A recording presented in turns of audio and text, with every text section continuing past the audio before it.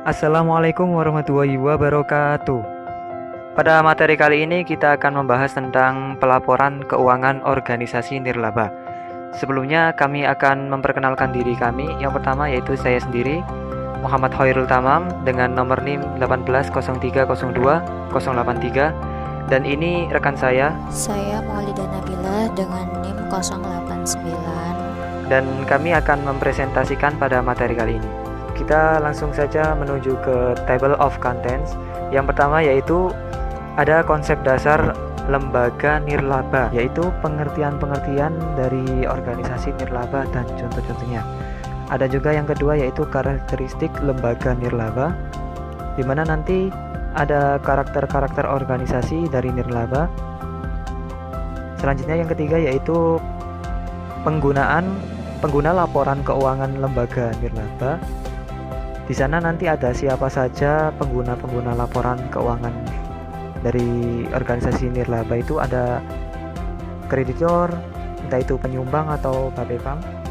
Yang selanjutnya yang keempat yaitu tujuan pelaporan keuangan lembaga nirlaba. Ada pelaporan posisi keuangan, yaitu ada neraca.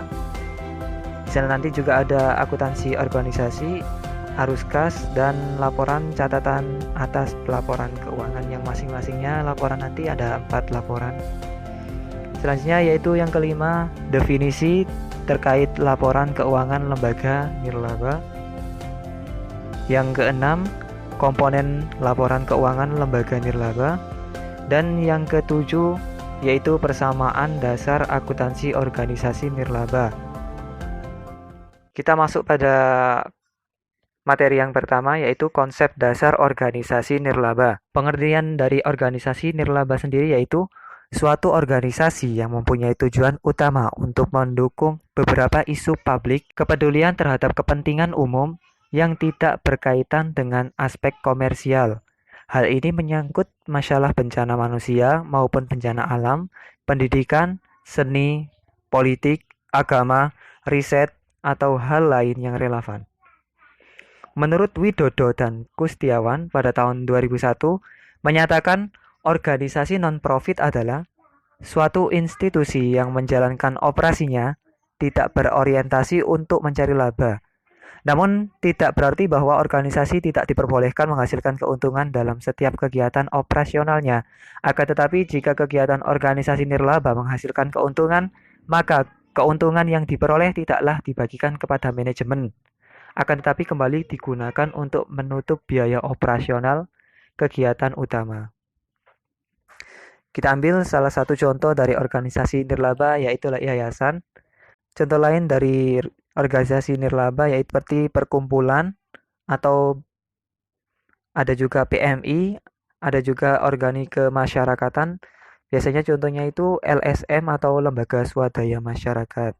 Yang kedua yaitu karakteristik organisasi nirlaba, yaitu sumber daya entitas berasal dari penyumbang atau donatur. Maksudnya adalah penyumbang atau donatur yang tidak mengharapkan pembayaran kembali atau sebanding dengan jumlah sumber daya yang diberikan. Yang kedua, tidak bertujuan mencari keuntungan atau laba atau disebut juga dengan non-for-profit, di mana jika suatu organisasi menghasilkan laba, maka jumlahnya tidak pernah dibagikan kepada para pendiri atau para pemilik organisasi tersebut. Kemudian karakteristik yang ketiga yaitu tidak ada kepemilikan dalam kelembagaan, yaitu dalam artian bahwa kepemilikan dalam organisasi nirlaba tidak dijual atau dialihkan, ditebus kembali, atau kepemilikan tersebut tidak mencerminkan proporsi pembagian sumber daya organisasi pada saat likuidasi atau pembubaran organisasi. Kita lanjut pada penggunaan laporan keuangan organisasi nirlaba.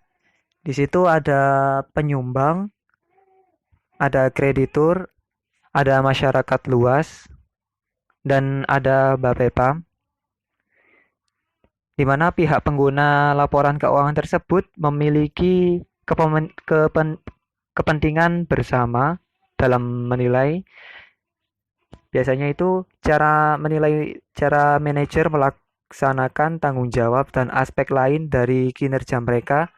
Kemudian penilaiannya yaitu jasa yang diberikan organisasi tersebut dalam kemampuannya untuk terus diberikan jasa tersebut. Selanjutnya, ada tujuan laporan keuangan organisasi nirlaba. Yang pertama, ada laporan posisi keuangan organisasi nirlaba.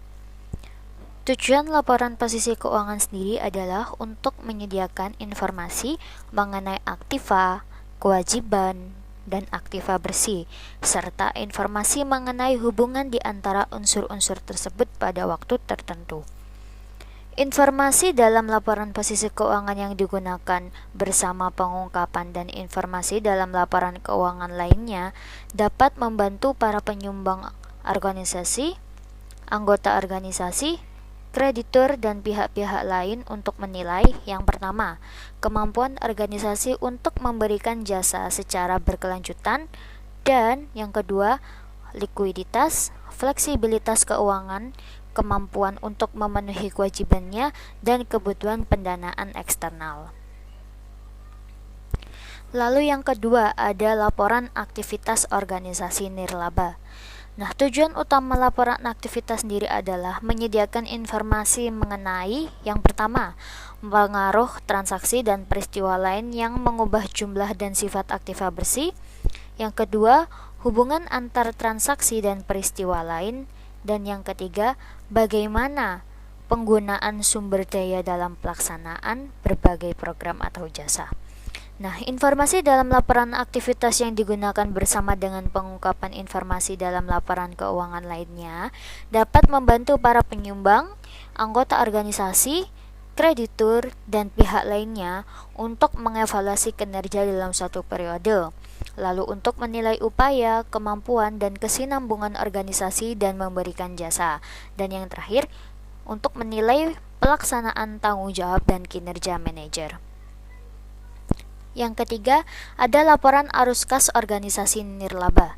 Tujuan utama laporan arus kas sendiri adalah menyajikan informasi mengenai penerimaan dan pengeluaran kas dalam suatu periode. Laporan arus kas disajikan sesuai dengan PSAK nomor 2 tentang laporan arus kas dengan tambahan berikut ini.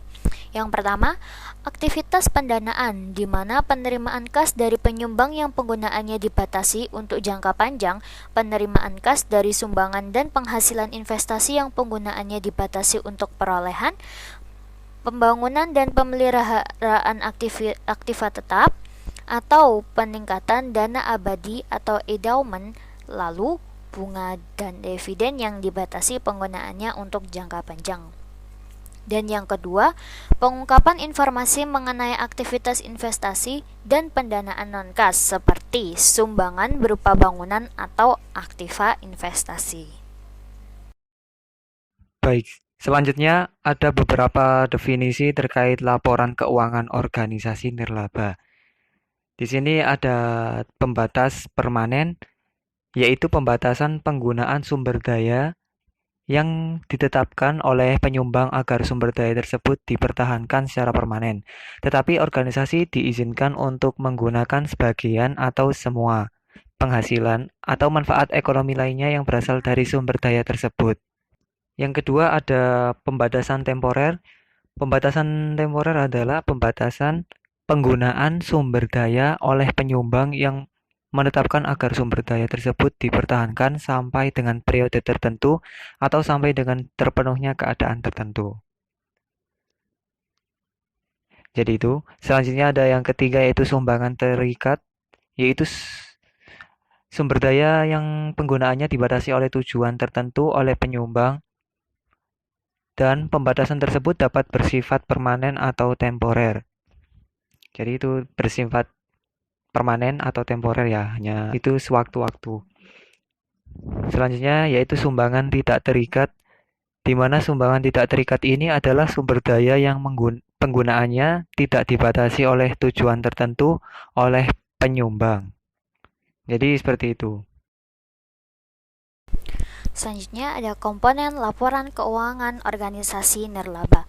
Komponen laporan keuangan organisasi nirlaba ini ada 4. Yang pertama ada laporan posisi keuangan, laporan aktivitas, laporan arus kas, dan catatan atas laporan keuangan atau CALK.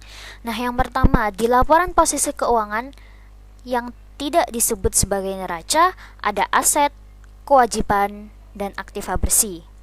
Lalu yang kedua, laporan aktivitas atau yang tidak disebut laporan sisa hasil usaha atau laporan laba rugi.